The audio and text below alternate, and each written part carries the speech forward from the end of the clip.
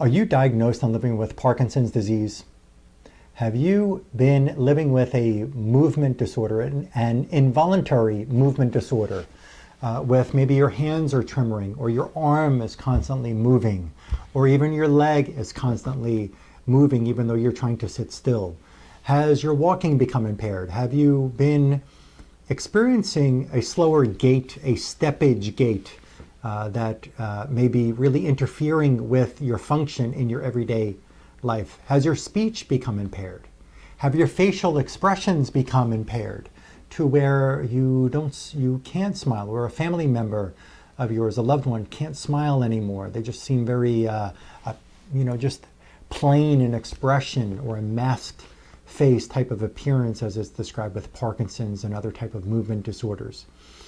In this video, we're going to be describing exam findings from a 56-year-old male in my clinic. My name is Dr. Lonnie Herman. I practice in South Florida, and I've got a very unique bioresonance type of examination system, which allows me the ability to listen to your individual tissues in your body, from various types of, from your stem cells to your liver, to your kidney, to your substantia nigra, which is where your dopamine is produced, to other tissues in your brain, which help you regulate your movements, like your, and I'm going to go through a list here, like your red nucleus, which must be examined to understand, because the red nucleus helps control your arm swing when you're walking, to your cerebellum, which helps to control most movements with the body, because it is the starting point that all movements are sent through to different brain tissues.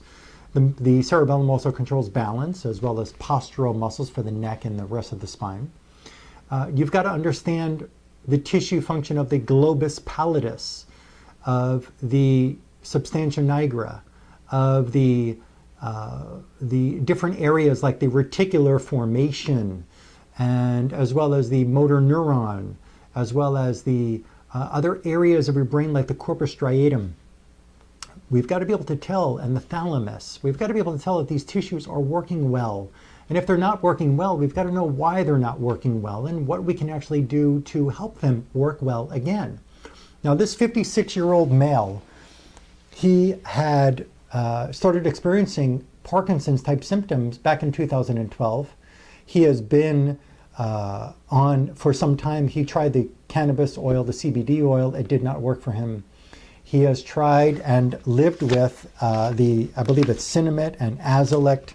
He's getting no positive results with those medications. He's also had in his history chronic lung infections and strep throats throughout his life. He also had a non-Hodgkin's lymphoma diagnosis, which he had treated as well before. He's got terrible brain fog, inability to really be able to remember clearly certain daily tasks that he needs to accomplish and take care of.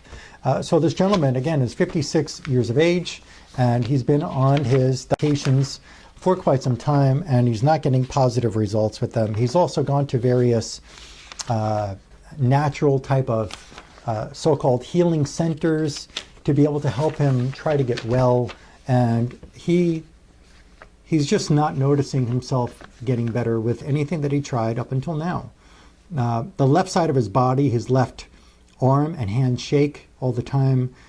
His left lower extremity, sitting in the chair here in front of me for the consultation, that leg was just moving. It had a gyrating, he could not stop the leg, and it would move on its own and it would stop on its own as well. There were times when the leg was not moving as much as other times, and same with the arm. It would move a bit more at certain times and less at other times. And maybe you or a loved one are experiencing similar malfunctions like this. I did take a video of this gentleman on day one. His examination was December 1st of 2016. And as we progress through his care, this gentleman comes to my clinic in South Florida from Canada. So as we progress through his care, after each protocol, I will film his progress and share them here in videos. But right now I want to share with you the kind of exam findings which I discover in my very unique type of bioresonance type of testing, which literally helps me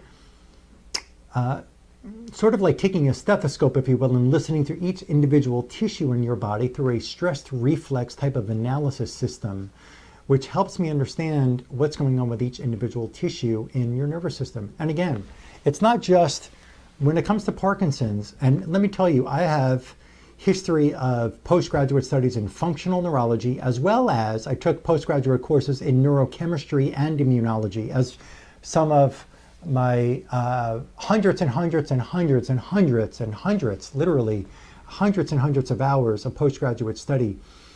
Neurochemistry really intrigued me because what we learned there is that while there can be changes in expression of dopamine, for example, for this discussion with Parkinson's type symptoms, while there can be changes of dopamine expression in the brain, one of the professors in the neurochemistry program pointed out it's not about taking a dopamine type of nutrient, or I should say a medication to change the dopamine expression or to fill the void of not enough dopamine being produced, or taking certain vitamins like B vitamins or whatever else to try to express better function of the brain, to even take the place of a dopamine medication, but literally find out why the tissue itself is malfunctioning. You've got to be able to determine why these tissues are malfunctioning. So it's not just the substantia nigra that is what makes dopamine in the brainstem. It's not just about what's called your reticular formation, two very important tissues, the substantia nigra, the reticular formation. It's also about what's called your red nucleus, which controls the arm swing. It's also about your thalamus, the thalamus which ignites the signal, the excitatory signal for muscle movements, which goes up to the motor neuron in the cortex of the brain. And it's not just about the cortex of the brain and the motor neuron.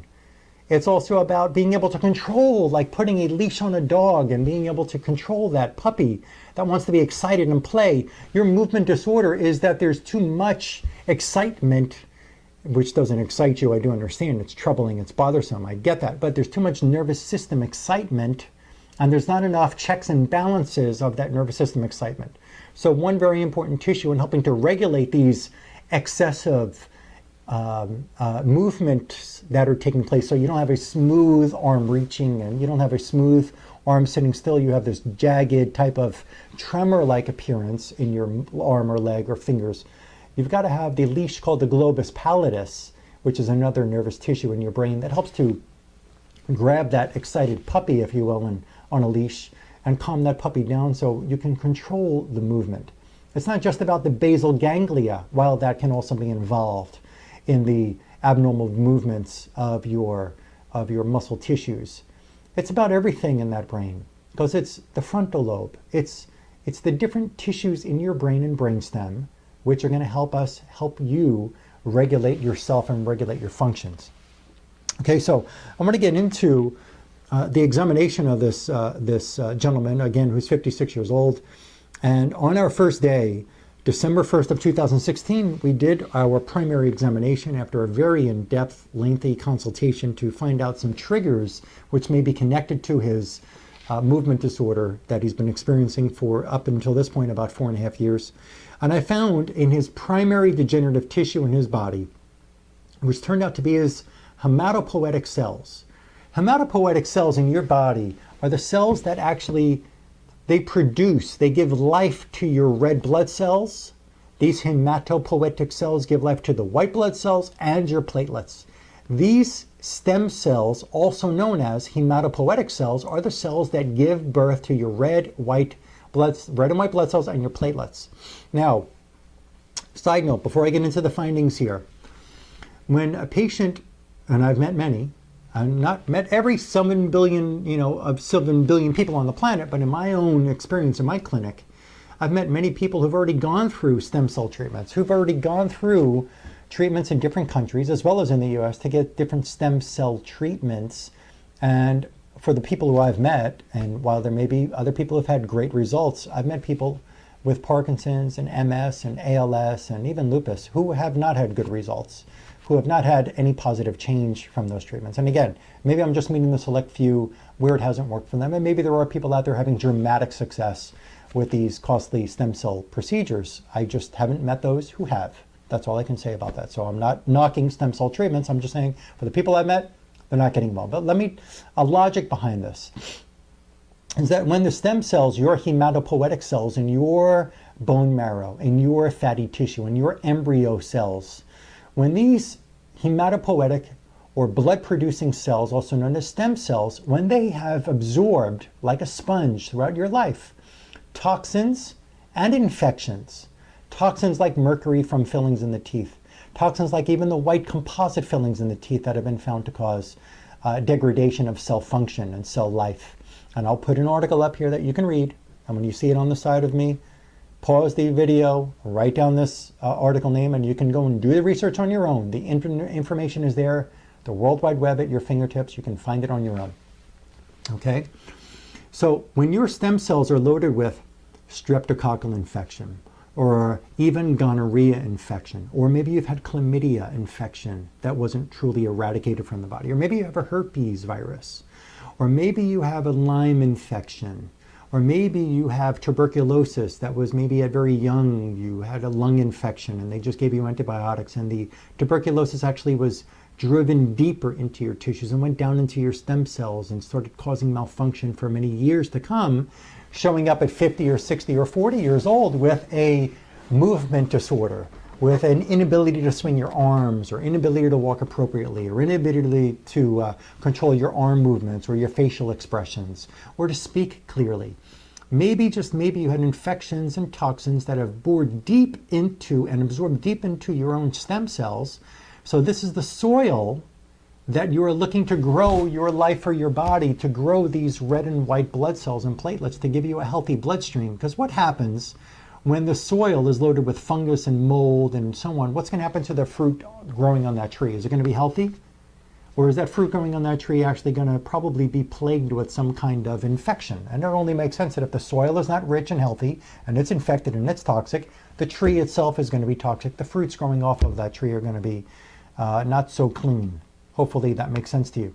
So this gentleman's stem cells, with my method of analysis, I was able to find in his stem cells, let me go backwards, I'm sorry, before I tell you that, is that even if they take your own stem cells out of your body, out of your bone marrow or elsewhere, and they take those stem cells and they say they're putting it through some filtration system and they're cleaning it out, and then they re-inject those stem cells back into your body.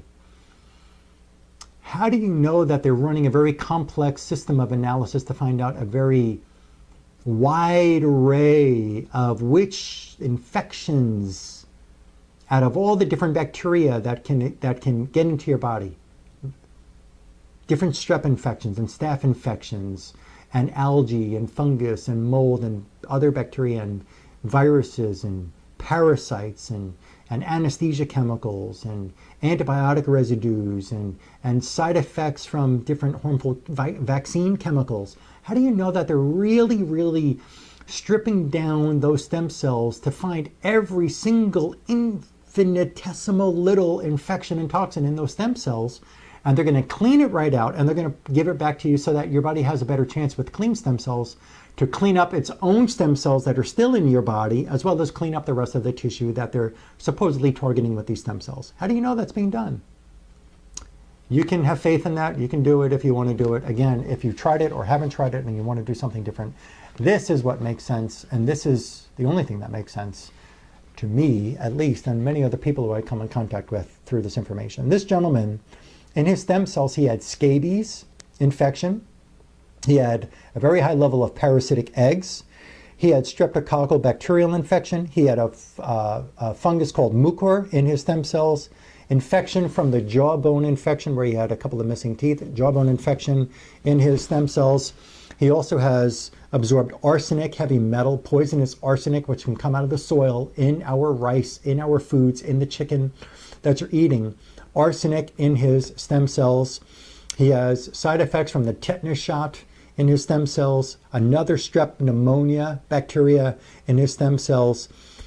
When your stem cells are loaded with infections like scabies, like parasitic eggs, like different streptococcal bacteria, like mucor, like tetanus vaccine chemicals, like arsenic, how in the world can your brain function well and your body function well when your stem cells, when the soil that makes the blood to feed your brain, when it's not clean?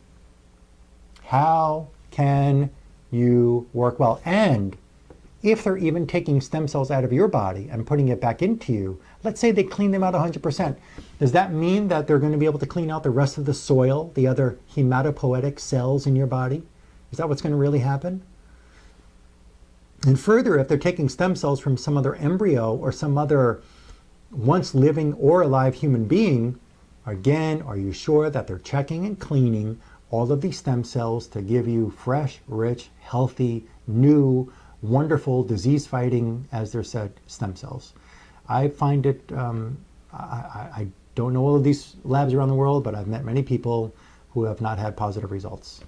And while there may be others who have had positive results, so I'm not knocking it, I'm just saying for those who I meet with Parkinson's and lupus and ALS and MS, they are not witnessing, and stroke and pains from strokes, they're not witnessing positive changes. His reticuloendothelial system. Now, as I'll put the word up next to me on the screen here, your reticuloendothelial system, these are the very fibers, reticular fibers, which secrete collagen, not the only secreting the tissues that secrete collagen, but these reticular fibers of your reticuloendothelial system, they secrete collagen. And the reticular fibers, they are the building blocks of your bone, your lymph, and your organs. You cannot have bone, lymph, and organ without reticular fibers. So this is the basis of so much of the tissue of your body. The endothelial part of this reticuloendothelial term, endothelial means the inner surface of every blood and lymph vessel in your body.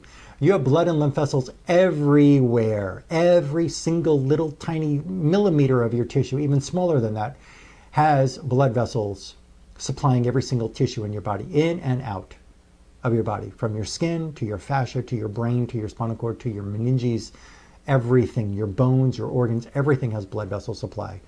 And so when we talk about the reticuloendothelial system, we're talking about what covers so much of your whole body, as well as a direct influence on the immune system's ability to function, because these reticuloendothelial fibers have a direct connection to your macrophages, or big white blood cells that fight infection for you.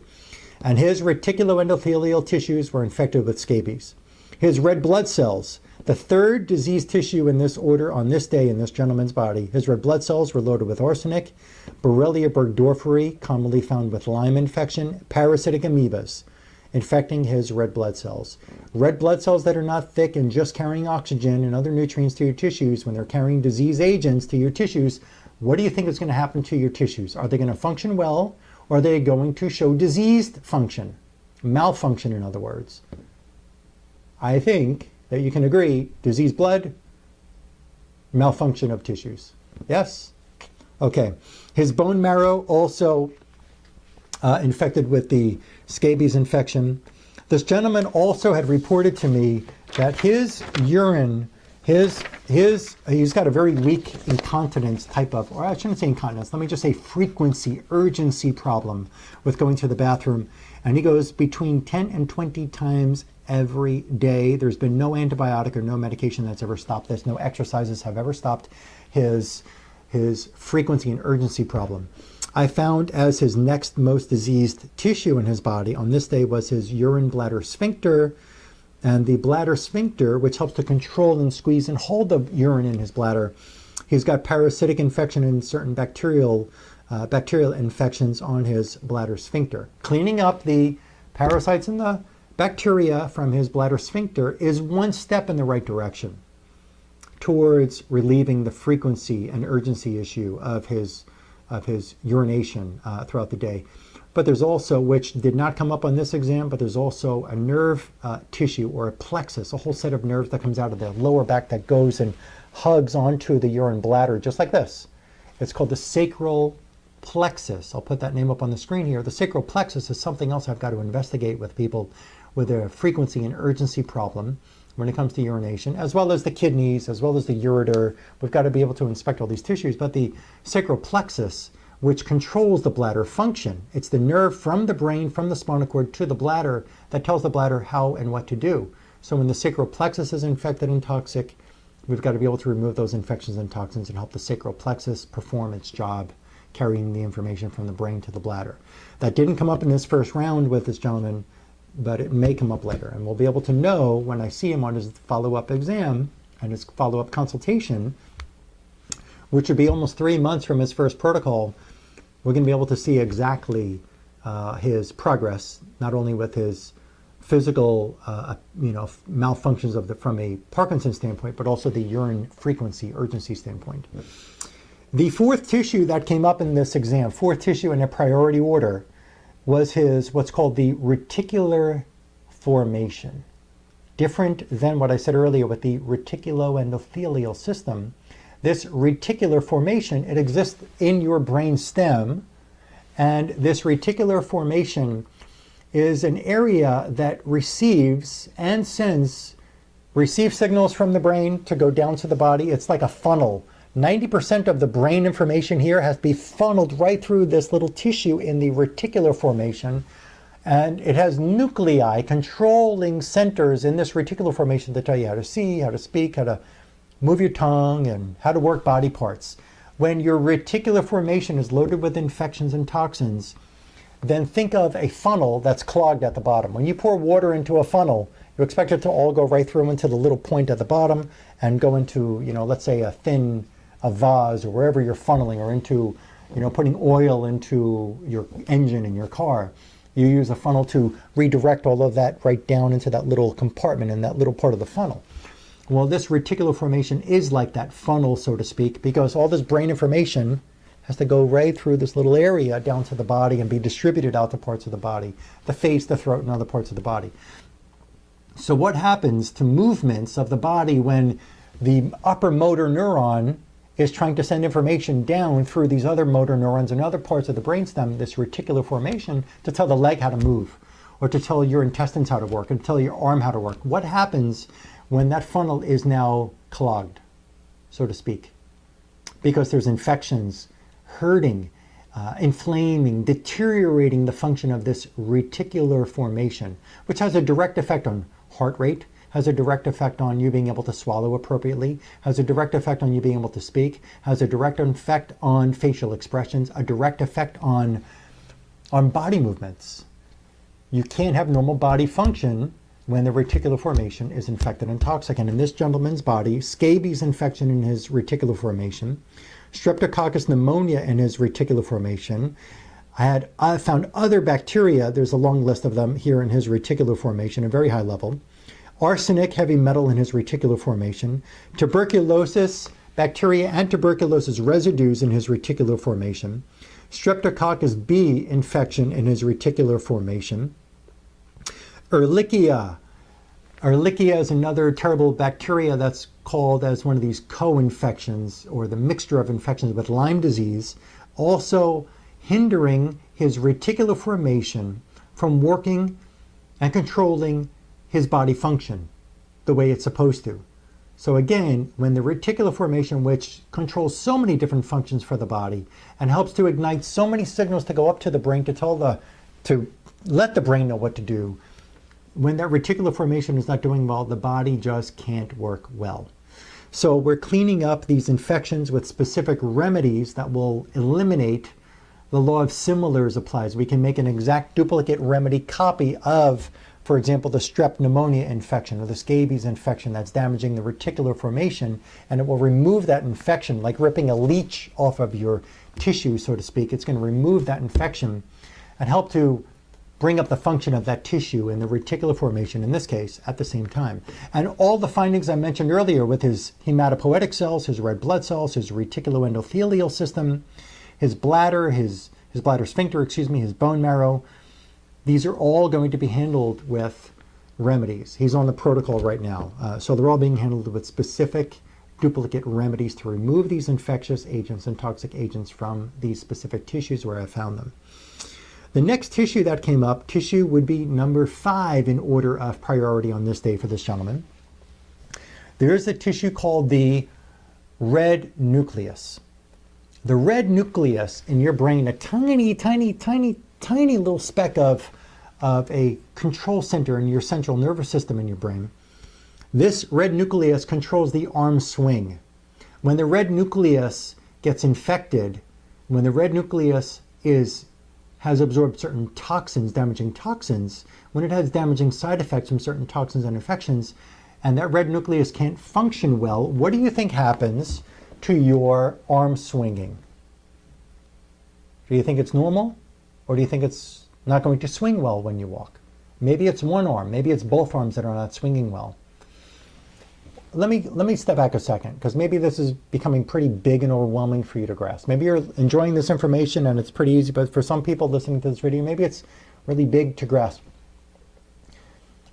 Have you ever in your life ever had a sore throat, a swollen sore throat? Okay, when you've had a sore throat, were you able to swallow normal, or was there a malfunction with swallowing? Pretty simple. You'd have a malfunction. And when you had that sore throat and you went to a doctor and they said, oh, we run this test and it's strep infection, and you took an antibiotic for it, maybe you did, or maybe you tried something else, but you take the antibiotic, and after a while, when the infection seems to be eliminated, or the symptoms of that bacterial expression, either the infection is eliminated or the symptoms of that bacterial expression are decreased, so you're not experiencing the swollen, sore red throat anymore, your swallowing function returns to normal, right? But you didn't try to take some kind of other dopamine or serotonin or B vitamins to fix the sore throat, and you didn't try to do physical therapy exercises or occupational therapy exercises with your tongue and your throat and your vocal cords to try to rid the strep throat that was stopping the function of your swallowing. You actually had to get rid of the infection to rid of the symptom of that swallowing disorder, right? Or let's say you had a urinary tract problem and you have a burning when you pee. Well, it's going to burn every time and hurt when you pee unless you stop the infection that's causing the urinary tract malfunction, the burning situation, right? So it just makes sense that when you can actually listen to and look at the tissue in the nervous system that controls the arm swinging, like the red nucleus, that when it's infected and you can clear the infection, you should see normal arm swing return.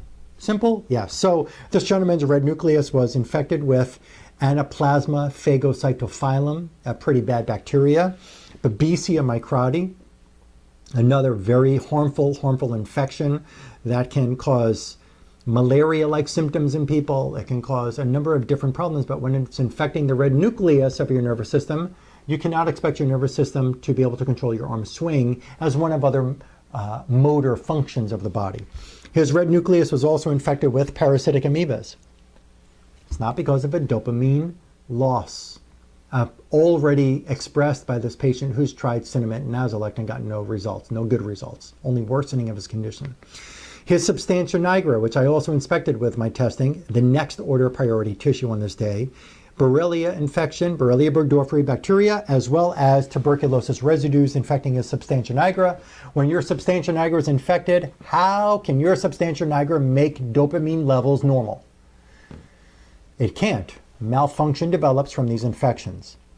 His embryo cells that also have stem cells, hematopoietic cells, infected with the scabies as well as parasitic infection, parasitic fluke infection.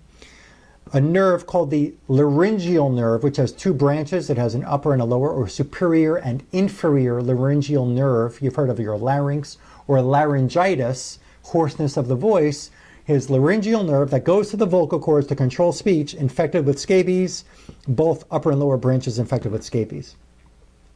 His striated muscle and his vagus nerve and his motor neurons, all infected with scabies. All of them infected with scabies. There may be other infections, folks, that I'm going to find after we remove these infections that we're discovering so far in this first round. And we remove them with this protocol. I will have the chance, when I see this gentleman again, to recheck him to find if these infections are gone, and they should be because these remedies work all the time, as well as what other infection could be in these movement controlling centers of the brain. His motor neuron was also infected, in addition to the scabies, was also infected by other kinds of bacteria like strep infection. His cerebellum also infected with the scabies infection. His right kidney had dental mercury in it, and that's also causing a strain on the whole function of the body. What I did not get to examine in this gentleman on this day was his globus pallidus, The globus pallidus is that leash on the puppy to control it, to take all these excitatory nervous system movements of your muscles that are not giving you smooth movements. And the globus pallidus, which I'm sure is part of this whole problem, the globus pallidus, we've got to be able to inspect and disinfect. If it is part of this whole, I have a feeling it is, it just didn't show up in his first round here, to be able to find in that globus pallidus which infections are causing and toxins perhaps are causing the decrease of his ability to control these motor functions of his body. I'm sure this information for you is different than what you've heard. I'm sure it's very unique to what you've heard in the past from your neurologist or other kinds of doctors who you've tried to get answers from, or even the foundations you might be donating to. And you can keep donating if you want and pray for a cure to come up. But what you really should and what you deserve to do now is find what's in these specific nervous system tissues that are hindering your body's ability to work normal.